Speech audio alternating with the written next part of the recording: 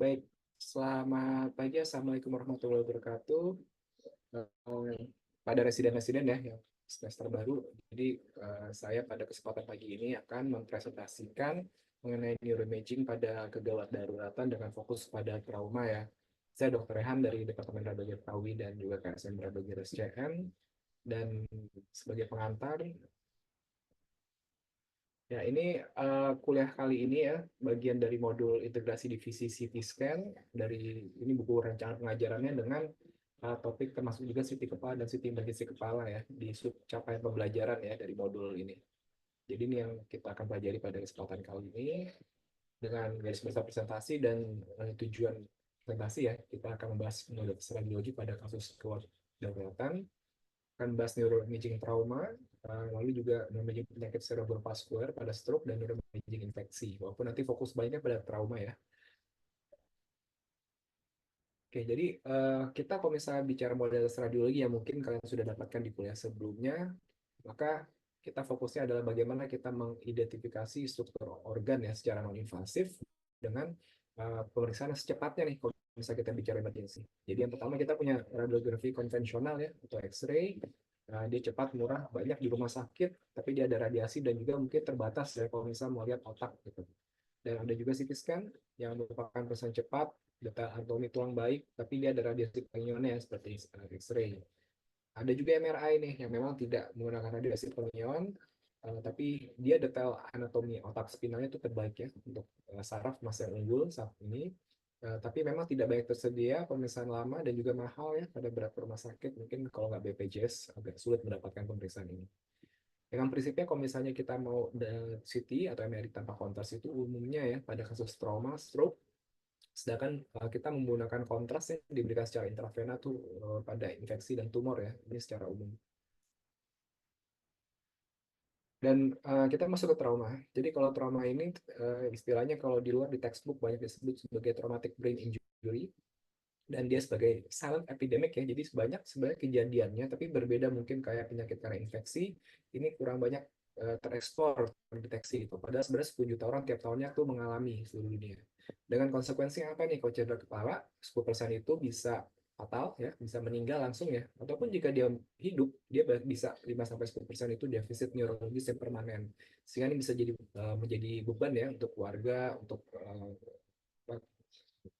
yang mendukungnya ya, sehingga baik mata pencarian, dan umumnya terjadi nih pada orang-orang yang memang anak-anak ya kalau misalnya jatuh, ataupun juga kecelakaan lintas nih pada dewasa muda. Jadi ini menyebabkan sesuatu yang mungkin menjadi perhatian ya, terutama kita yang negara berkembang seperti Indonesia. Lalu untuk trauma sendiri, kita bicara X-ray, kalau nggak ada CT scan, nggak ada MRI, ya udah kita hanya X-ray aja. Cuman ya kita hanya bisa lihat kalau apakah ada mungkin fraktur ya di kranium. Lalu yang paling utama adalah kita mengerjakan CT scan tanpa kontras. Ini pilihan utama.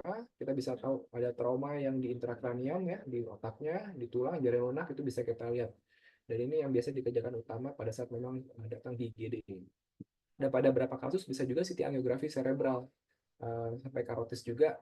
Tapi ini nggak rutin ya, karena membutuhkan kontras dan biasanya hanya diindikasikan pada pasien-pasien dengan trauma pada pembuluh darah sendiri ya, terutama arteria karotis ataupun juga sinus venosus ya di dura mater. MRI ini nggak rutin pada pasien trauma, tapi biasa menjadi evaluasi lanjutan pasien cedera kepala yang mungkin subakut atau kronik ya, mungkin ada perburukan. Jadi kapan kita lakukan imaging? Jadi baik lagi kita secara klinis harus menjadi patokan yang utamanya kalau di neuro ya itu menggunakan Glasgow Coma Scale atau GCS. Dan kita membagi cedera kepala sedang itu GCS 9-12 dan berat itu kurang dari 9 dengan 8. Sehingga ini harus langsung CT scan nih ya buat tahu apakah memang ada perdana apa tidak pada pasien-pasiennya. Tapi kalau misalnya cedera kepala ini kan bagaimana nih? Kalau misalnya GCS 13, 15 gitu ya, dan mungkin pasien itu datang sadar gitu ya. Dan ya kita di sini melihat ada kriteria CT scan pada cedera keparingan gitu. Ya, memang sudah terpublish cukup lama itu menggunakan New Orleans Criteria in Mirror Head Injury atau Canadian CT Rule in Mirror Head Injury. Jadi intinya kalau misalnya New Orleans nih, kalau misalnya 15 pada saat masuk ya, tapi kalau misalnya dia ada sefalgia, muntah, geriatrik, ada intoksikasi dan lain-lain seperti ini, maka itu harus dilakukan CT scan walaupun mungkin datangnya dengan GCS 15. Kalau misalnya Kanada dia lebih luas lagi ya. Jadi kalau misalnya kita lihat GCS 13-15 itu harus dilakukan CT scan jika memang ada penurunan kesadaran, amnesia juga, ataupun kebingungan gitu. Jadi secara klinis ini jelas ya, walaupun mungkin dia masih bagus gitu ya, sadar, tapi dia ada tanda-tanda seperti ini, dia harus melakukan CT scan. Dan kalau misalnya kita lihat di sini, ada juga risiko tinggi operasi berdasarkan beberapa penelitiannya. Nah, ada penurunan GCS selama 2 jam, ada faktor kanun terbuka, jenis faktor basis kranii, muntah, dan juga geriatrik. Ini menjadikan dia ada indikasi untuk risiko tinggi untuk melakukan operasi. Walaupun mungkin pada saat masuk ya, dibilang sebagai minor head injury. Oke, masuk ke gambaran ya. Jadi kita bicara di sini yang pertama itu primer ya. Jadi ada yang cedera scalp, kranium, pendarahan ekstraksial, manifestasi cedera lain ya. Jadi kalau kita lihat di sini gambar-gambaran bisa banyak ya, di perdarahan di parenchyma otak, di subarachnoid, ada juga mungkin di subdural dan juga di epidural ya, seperti ini. Dan yang pertama dari scalp ya, dari luar dulu. Jadi kita sering sebut mungkin benjol ya, tapi sebenarnya ini bisa aja perdarahan yang terjadi di bawah kulit yang bisa dibagi menjadi cephal hematom atau subgal hematom. Dan subgal hematom ini yang paling sering pada saat trauma ya. Jadi biasanya darah itu di extraperiosteum, dia nggak berhubungan langsung dengan sutura ini ya. Jadi nanti dia bisa aja sangat-sangat membesar gitu ya, dan bisa memenuhi satu sisi kepala ya contohnya. Jadi ini yang membedakan dengan cephal hematom. Lalu cedera kranium yang kita ketahui karena tulang ya, jadi frakturnya bisa linier, depresi, elevasi, diastatik, dan ini harus bisa kita bedakan dengan anatomi normal di kranium ya, seperti sutura atau jas vaskuler. Jadi contoh nih, kalian mungkin hanya ada X-ray di rumah sakitnya ya, bisa aja gambarannya seperti ini nih. Jadi nanti bisa dihitung berapa duplo yang turun, dan bisa aja semua bagian tulangnya itu masuk ke intrakranium seperti ini. Tapi kalau misalnya kita lihat di CT scan, maka akan jelas bagaimana pergeseran tulang kraniumnya terhadap parenkim otak ya, dan bagaimana mungkin penekanannya juga kalau ada edema gitu ya. Dan ini yang kita bisa dengan CT scan gambar-gambar seperti ini, contohnya ada fraktur linier gitu ya, ataupun ada fraktur diastasis kalau misalnya menyebabkan sendi. Jadi bisa kita bedakan yang mana yang sutura kalau dengan rekonstruksi 3 dimensi, mana yang fraktur, dan juga pada beberapa fraktur yang impresi bisa aja dia mungkin ada fragmen-fragmen frakturnya gitu. Jadi ini yang menjadikan kita dengan CT scan itu banyak manfaatnya ya dibandingkan dengan hanya X-ray biasa. Lalu pedaan ekstraksial nih yang mungkin sudah pernah kalian dengar, kalau kalian nanti jaga malam, maka bisa berbagai macam bentuknya ya, seperti pedaan epidural, subdural, ataupun subarachnoid. Jadi kalau misalnya epidural ini yang paling superficial ya, jadi kita bicara ini perdarahannya di atas dura mater, ya, epi di atas dura mater, dan bentuknya itu biasanya biconvex gitu, jadi seperti lensa, seperti yang paling kanan ini, dan dia biasanya disebabkan oleh robekan ya dari arteri mungkin meningia media, sehingga dia akan bisa menyebabkan desak ruang ya ke parenkim otak. Lalu ada perdarahan subdural. Subdural ini bentuknya crescentic ya, seperti bulan sabit, dan seperti namanya dia berada di bawah dura mater, sub di bawah dura mater. Jadi dia mengikuti perjalanan dura mater, maka bentuknya crescentic gitu. Dan dia bisa menyeberang dari subdura ya, karena dia nggak dibatasi oleh batas tulang tersebut. Dan ini lokasi darahnya antara dura mater dan arachnoid itu sendiri. Lalu kalau misalnya kita bicara perdarahan subarachnoid nih yang lebih dalam, dia itu mengisi sulcus cerebri, ventricle juga bisa masuk, dan cisterna gitu. Dan ini berkaitan dengan contusio cerebri, cortex cerebri juga ya. Jadi dia itu biasanya karena parenkim otaknya berdarah, darah yang masuk nih ke sulcus ataupun ke cisterna ya, seperti gambaran yang ada di paling kiri. Ini kita lihat contoh-contohnya yang epidural, bentuknya biconvex ya, seperti ini. Lalu kalau misalnya kita lihat dia seperti lensa, kalau misalnya dia ada perubahan densitas ya yang ada di dalam darah tersebut, bentuknya biconvex, dalamnya ada hipodens contohnya seperti ini, maka itu menandakan dia ada sural sign. Jadi sural sign itu menandakan dia perdarahan aktif, sehingga ada kemungkinan besar dia akan ada ekspansi dari perdarahan. Ini perlu diperhatikan, jika kita follow up bisa aja dia mungkin membesar 2 kali lipat mungkin contohnya, dan itu yang biasa menjadi perhatian pada bedah saraf ya, pada pasien-pasien trauma. Dan seringkali pada pasien-pasien ini berdekatan juga dengan garis fraktur ya, dengan tulang, sehingga nanti bisa kita lihat mungkin berhubungan antara fraktur ini dengan perdarahan epidural. Seperti ini contohnya, gambaran perdarahannya ada epidural di parietal kanan, lalu kita sini ada frakturnya yang berhubungan dengan perdarahan ini. Setelah itu juga ada perdarahan parenkim ya, contusio minimal di frontalnya. Ini contoh fraktur yang sifatnya diastasis ya, jadi menyebabkan sutura.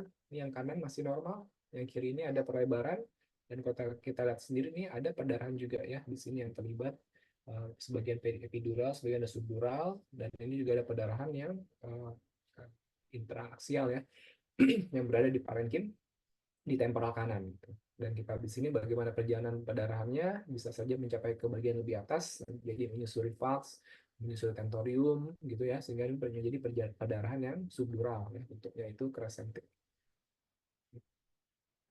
Dan hati-hati, perdarahan juga bisa itu subakut. Jadi perdarahan itu bisa ada aging ya. Jadi awalnya mungkin dia hyperdense, seperti tadi kita lihat, dia menjadi isodense, kalau udah subakut, lalu menjadi hipodense. Jadi perjalanan yang paling kiri atas nih ya, kalau misalnya nggak hati, nggak jeli, itu bisa miss ya. Gambaran seperti isodense yang mirip parenkim otak normal, tapi sebenarnya ini suatu desak ruang karena ada perdarahan subdural ya, yang subakut. Saat ini bilateral bisa saja seperti ini ya, yang kanan ada, yang kiri ada minimal. Lihat sini solusinya masih lebar, tapi di sini menyempit karena penekanan darahnya. Dan kalau sudah dia aging, dia bisa menjadi hipodense seperti ini. Dia menjadi hipodense, dia tetap bentuknya crescentic ya, tapi dia ada perbedaannya dibandingkan kanan. Lihat solusinya lagi ya, jangan lihat parenkim otaknya saja ya, tapi lihat solusinya juga. Kalau dia menyempit, berarti kemungkinan ada desak ruang akibat ada pendarahan subdural yang subakut seperti ini. Oke, dan ini perdarahan subarachnoid contohnya, jadi bisa aja perdarahan subarachnoid ada, subdural ada, epidural juga ada. Dan itu sesuatu yang rutin pada pasien-pasien trauma. Kalau kita lihat di sini, ada perdarahan minimal ya, subarachnoid di frontal, ada subduralnya juga di frontoparietal. Lalu kita lihat di sini yang tipis-tipis ya, ini perdarahan subarachnoid. Gitu. Nah, dia mengisi solusi nih, jelasnya seperti ini kalau lihat kita di CT scan. Dia subarachnoid yang hiperdense, hyperdense, yang disebabkan adanya perdarahan yang menyisip ya, masuk di bawah arachnoidnya sendiri dari otak. Oke, tadi sudah sempat lihat perdarahan interaksial atau perdarahan parenkimal atau ICH ya, intracerebral hemorrhage.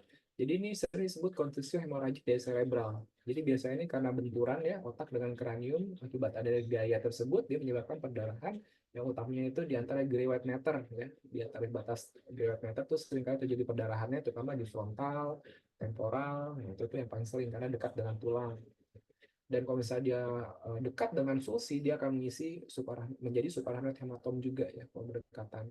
Ini juga kalau misalnya terjadi masif bisa seperti ini, yang dia juga masuk ke subarachnoid juga ya di sisi kiri ya, hemisfer. Lalu kalau kita lihat ada juga perdarahan atau tipe trauma ya yang namanya diffuse axonal injury atau DAI. Jadi ini biasanya melibatkan subkortikal, substansia grigia ataupun substansia grigia yang dalam, dan CT scan sebenarnya normal nih kalau misalnya dia perdarahannya kecil-kecil, jadi kita bisa miss. Dan pada MR ini kelihatan kalau misalnya kita menggunakan susceptibility weighted imaging atau gradient echo sequence, itu bisa melihat perdarahan PT-PTK yang kecil-kecil ya, yang letaknya di subkortikal, yang menandakan ini suatu diffuse axonal injury.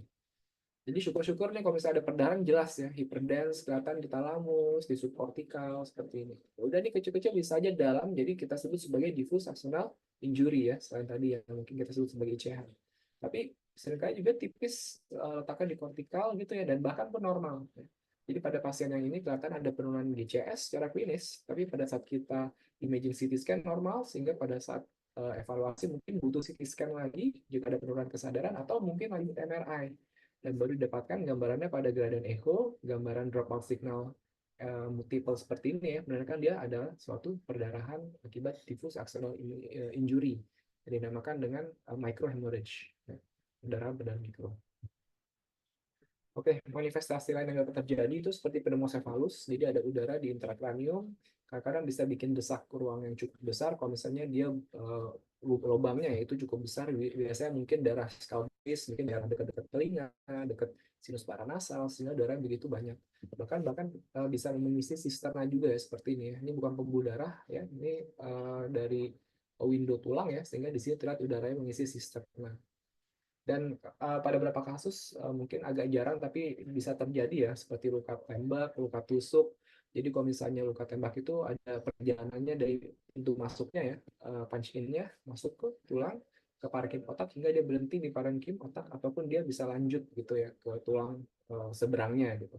Dan ini bisa terlihat bagaimana mungkin ada fragmen-fragmen metal yang mengisi di parenkim otaknya. Dan ini bisa juga terjadi pada luka tusuk ya gambarannya. Mungkin dia tusuk masuk, tusuk keluar, dan dia ada perdarahan, selain juga mungkin ada fragmen-fragmen benda asing. Selain juga mungkin yang juga terjadi adalah benda asingnya menancap di situ ya, pada luka tusuk, terutama akibat benda tajam. Yang lain itu adalah manifestasi sekunder cedera kepala. Kita bicaranya ada herniasi ada subvalsin, transtentorial, tonsil, dan juga edema cerebri ya. Dan kita di sini gambarannya untuk herniasi subvalsin patokannya adalah falx cerebri ada di midline. Jadi kalau ada perdarahan di sisi kontralateralnya, maka dia akan menimbulkan desakan sehingga midline-nya bergeser ya ke sisi kanan, contoh pada kasus ini. Dan dia seringkali kalau misalnya terjadi pendesakan, ada penyempitan ventricle dan menyebabkan juga hidrocephalus obstruktif ya karena akibat penyempitan jaluran CSF-nya ya, carian cerebrospinalnya itu. Kita di sini ada perdarahan subakut, ada juga akutnya ya, sebagian kronik yang sifatnya subdural ya, yang mendesak ke kanan. Ataupun juga bisa aja bilateral dia subduralnya dan dia menyebabkan tekanan ke parenkim otak secara keseluruhan. Dan dia bisa aja terjadi herniasi selain subvalsin juga ya, dan dia bisa menyebabkan juga penyempitan juga di sistem basalnya. Ini contoh edema cerebri yang mungkin kalau misalnya kalian jeli ya, tipsnya itu ada melihat ada di vertex ya. Bedakan solusi-solusi yang normal dengan solusi-solusi yang menyempit akibat edema cerebri. Kalau di satu sisi edemanya, maka kelihatan seperti ini ya, lihat di vertex. Jangan lihat di bawah-bawah karena seringkali mungkin bisa kita underdiagnose, tapi kalau di atas ini bisa kelihatan edemanya. Dan kalau sudah luas difus, bisa aja bilateral seperti ini yang kita nggak melihat sama sekali solusinya ataupun minimum. Jadi gimana sih kalau misalnya kita bicara traumatic brain injury ya? Jadi sebenarnya ada beberapa skor ya untuk memprediksi dengan Marshall, Rotterdam, Stockholm, Helsinki, Miris. Itu semua bisa mengkategorisasinya dengan scoringnya juga, sehingga nanti kita bisa prediksi kalau misalnya contoh Rotterdam skornya udah sampai 6, maka dia unfavorable bisa sampai 33% gitu. Jadi ini yang menjadikan lebih tinggi ya kemungkinannya ya jika terjadi suatu kematian pada cedera kepala. Maaf nih 91% ya jika memang 6 skor ya, skor maksimal dari City pada Rotterdam. Nanti bisa dipelajari, bisa buat penelitian juga ya pada scoring-scoring ini. Lalu masuk ke vaskular ya. Jadi trauma emergency bisa juga karena stroke ya. Stroke itu prinsipnya simple ya, kita bedakan iskemik atau hemorrhagic. Jadi kalau iskemik itu berarti ada sumbatan sehingga menyebabkan kematian jaringan otak yang nantinya berubah hipodens. Sedangkan hemorrhagic biasanya mungkin karena beberapa kasus hipertensi ataupun juga malformasi vaskuler sehingga terjadi perdarahan dan munculnya hiperdens. Jadi ini yang cukup simpel ya, bedain aja iskemik hemorrhagic pada CT scan post stroke gitu. Dan yang paling penting juga karena ini menentukan treatment, kita harus agak memainkan kontras window-nya juga karena seringkali kita lihat di sini perdarahan, oke jelas ya hiperdens, tapi pada infark kita harus switch windowing CT scan kita menjadi yang stroke window sehingga nanti akan agak terang nih gambaran tulangnya, parenkim otaknya juga agak terang, tapi hipodensnya untuk infark akan lebih jelas untuk melihat bagaimana stroke iskemik akut. Oke, jadi itu yang kita lakukan pada CT scan otak. Jadi contohnya seperti ini bisa aja hipodensnya cukup ringan ya, kelihatan aduh nih ragu-ragu nih, dan pada saat kita switch ke stroke window ya baru kelihatan hipodensnya memang ini menandakan dia stroke iskemik akut. Jadi jangan lupa kita harus pintar-pintar, jangan lihat dari gambar langsung aja, tapi mainkan kontras window juga di CT scan pada PET. Oke, dan stroke iskemik juga penting untuk mengenal aspek ya. Jadi aspek ini membagi 10 bagian otak untuk oklusi ya. Contohnya pada MCA ada nucleus caudate, insula, internal capsule, lentiform nucleus, cortical MLPM23 yang menyebabkan ini pada level ganglion atau basal ganglia ada 7 ya skornya. Jadi kalau misalnya di sini nanti ada yang terlibat, ada infark, hipodens, kita kurangin satu terus ya sampai yang terlibat itu sudah terhitung sebenarnya.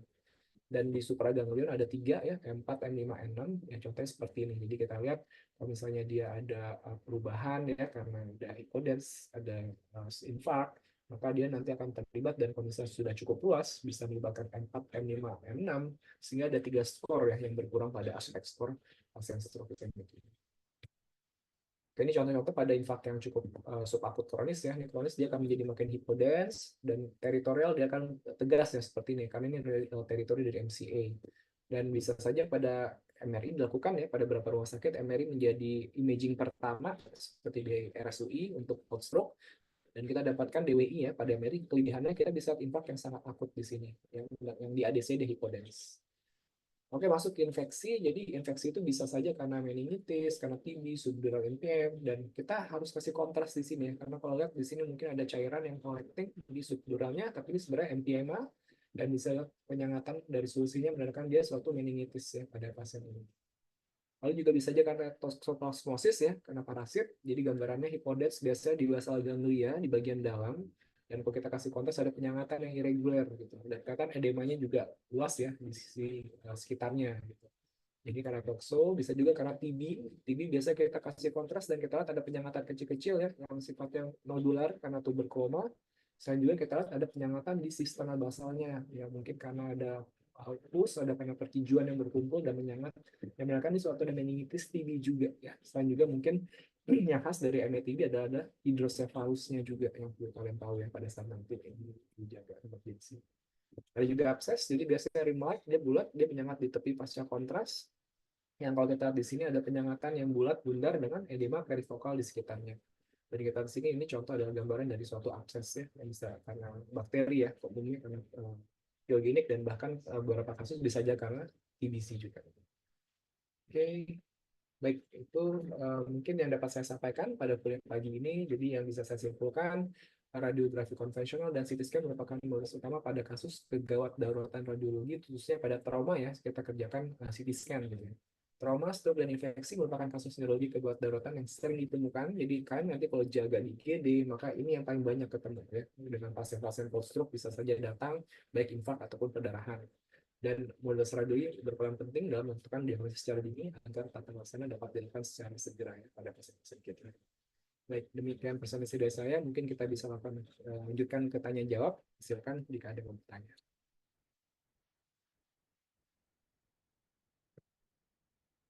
Apakah ada pertanyaan? Selamat pagi dokter. Ini dokter, saya Fauzi, PPDS Radiologi 1. Izin bertanya dok, ketika kalau misalnya modalitas CT angiografi untuk skenario neuroradiologi emergensi, bagaimana ya dokter? Terima kasih dokter. Ya baik, terima kasih Dokter Fauzi untuk pertanyaannya ya. Jadi kita di sini kalau misalnya ada pasien-pasien trauma ya, contohnya ya, kita lakukan CT angiografi itu biasanya pada saat memang evaluasi yang memang ada kemungkinan keterlibatan vaskular pada pasien tersebut. Jadi biasanya pada pasien-pasien trauma itu ada cedera di pembuluh darahnya, sehingga akan ada kelainan atau perubahan dari lapisan dinding pembuluh darahnya yang menjadikan nanti dia bisa membuat tanda kutip seperti sumbatan gitu ya, atau gangguan aliran darah ke otak. Jadi yang disebut kelainan ini adalah diseksi ya, ada pembuluh darah yang mengakibatkan nanti aliran darah ke otaknya itu bisa saja berkurang atau tidak ada gitu. Yang nantinya bukannya terlihat perdarahan di otaknya, tapi terlihatnya seperti stroke, seperti infark. Jadi antara karena hipodens, dan di sini kita lihat bagaimana mungkin ada keterlibatan teritorial dari pembuluh darahnya, contoh di arteri karotis mungkin, ataupun MCA ya, yang keduanya merupakan sirkulasi anterior, yang nantinya baru kita ketahui pada saat CT angiografi. Selain juga untuk diseksi, kita bisa juga mengevaluasi kalau misalnya ada trombus akibat trauma ya pada vena. Jadi biasanya kalau ada trauma mungkin cukup keras di daerah-daerah parietal, oksipital, itu menjadikan dia ada suatu gangguan aliran yang ada di sinus venosus, terutama di sinus sigmoid ya, yang menjadikan dia bisa terjadi trombus atau sumbatan di daerah tersebut. Tapi ini biasanya jarak dengan akutnya itu agak lebih lama ya, sehingga nanti mungkin evaluasi lebih kelanjutan, bukan pada saat di IGD itu langsung dikerjakan CT scan atau CT angiografi. Menjawab Dr. Fauzi? Baik, baik, terima kasih dokter. Sama-sama. Mungkin ada lagi pertanyaan, silakan.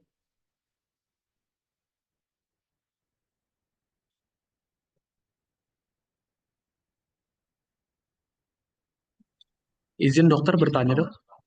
Ya, Follow up pertanyaan dari dokter Fauzi sebelumnya.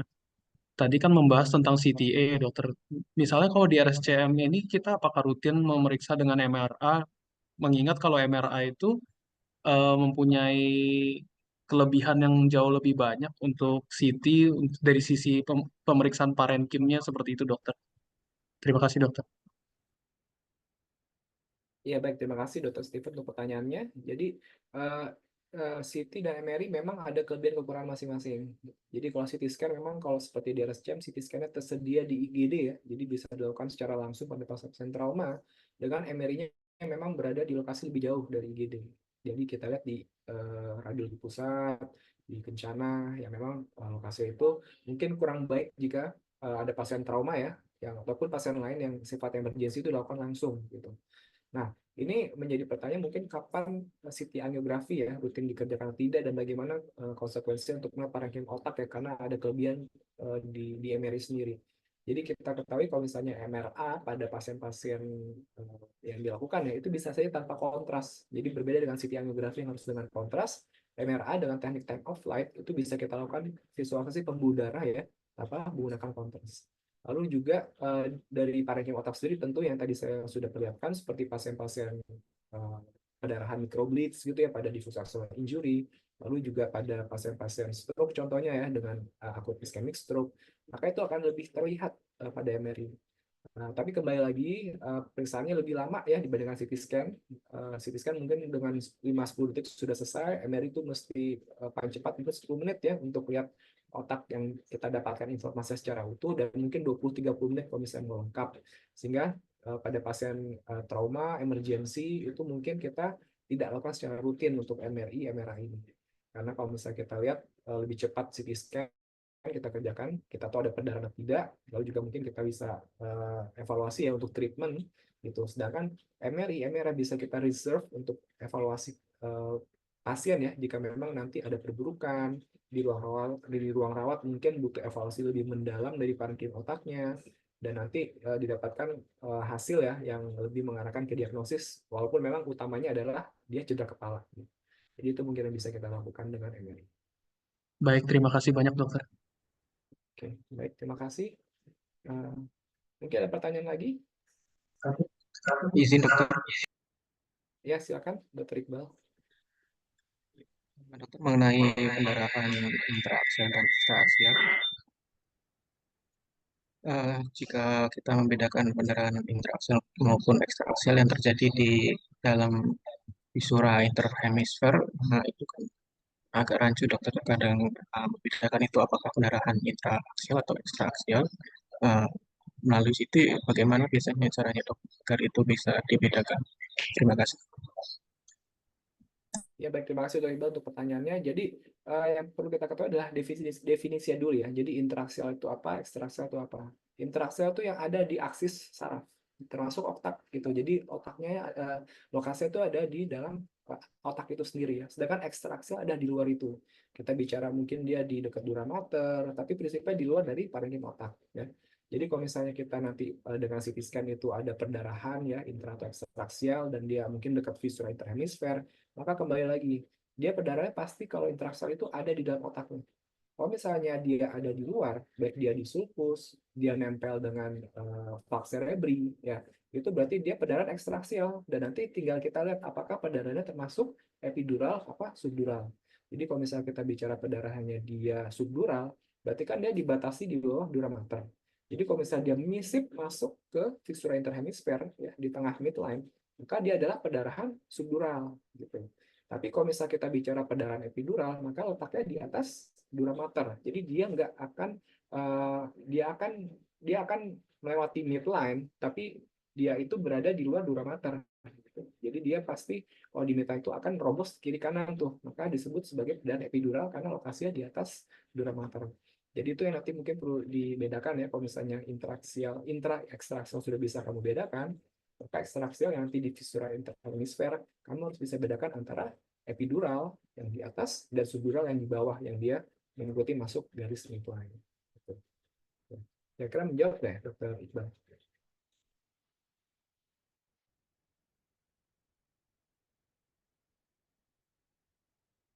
Oke. Cukup jelas? Ya. Ya, sama-sama Dr. Iqbal. Ya, baik karena keterbatasan waktu juga, sepertinya kita mesti mengakhiri sesi kuliah pada pagi kali ini. Terima kasih atas kehadiran dokter-dokter semua ya semester awal. Semoga bisa menjadi pembelajaran dan bisa memberikan manfaat khususnya pada saat nanti kalian jaga dan menemui pasien-pasien IGD ya, melakukan CT scan trauma, infeksi ataupun pasien dengan stroke. Sekali lagi terima kasih. Selamat pagi. Saya undur diri. Assalamualaikum warahmatullahi wabarakatuh. Terima kasih dokter. Dokter. Terima kasih dokter. Terima kasih banyak dokter.